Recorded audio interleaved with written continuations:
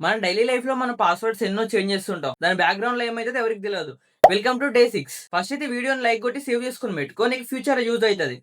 మనం ఎప్పుడైనా మన పాస్వర్డ్‌ని చేంజ్ చేసుకోవాలంటే మనం ఓటీపీ ఎంటర్ చేయాలి. అంటే మన రిజిస్టర్ అయిన మొబైల్ నంబర్‌కి ఆర్ మెయిల్‌కి ఓటీపీ అనేది సెండ్ చేస్తది బ్యాక్ ఎండ్. అంటే మన రిజిస్టర్ అయిన మెయిల్‌కి, ఫోన్ నంబర్‌కి సెండ్ చేసిన ఓటీపీని మళ్ళీ సెషన్ అంతా స్టోర్ చేసుకుంటాం. అంటే మన తర్వాత మళ్ళా మనం వెరిఫై చేయాలి కాబట్టి సెషన్ స్టోర్ చేసుకుంటాం.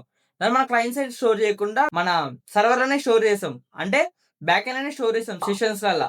తర్వాత మనకి ఫ్రంట్ ఎండ్‌లో ఏం చేస్తామంటే ఆ ఓటీపీని ఎంటర్ చేస్తాం.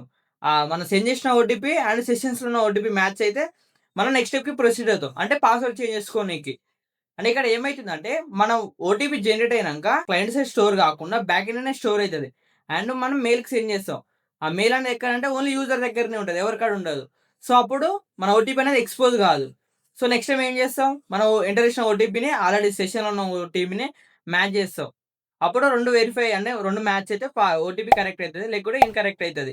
దాని తర్వాత మనం నెక్స్ట్ స్టెప్‌కి ప్రొసీడ్ అయితాం. అంటే మన పాస్వర్డ్ చేంజ్ చేసుకోనికి. అంటే కొత్త విండో ఓపెన్ కావడమో, లేకుంటే అక్కడనే మనకి కొన్ని సార్లు ఎనేబుల్ అయితయి ఎంటర్ యువర్ న్యూ పాస్వర్డ్ అని. అట్లా ఎంటర్ చేసి మళ్ళీ సేవ్ చేస్తాం. మళ్ళా మన ఫ్రంట్ ఎండ్ ఆ కొత్త పాస్వర్డ్‌ని బ్యాక్ ఎండ్ పంపిస్తే మన డేటాబేస్‌లో అప్డేట్ చేస్తాం. సో, ఇలా మనకి ఓటీపీ అండ్ ఫర్గెట్ పాస్వర్డ్ అనేది వర్క్ అయితది. ఇలాంటి కంటెంట్ కోసం ఫాలో.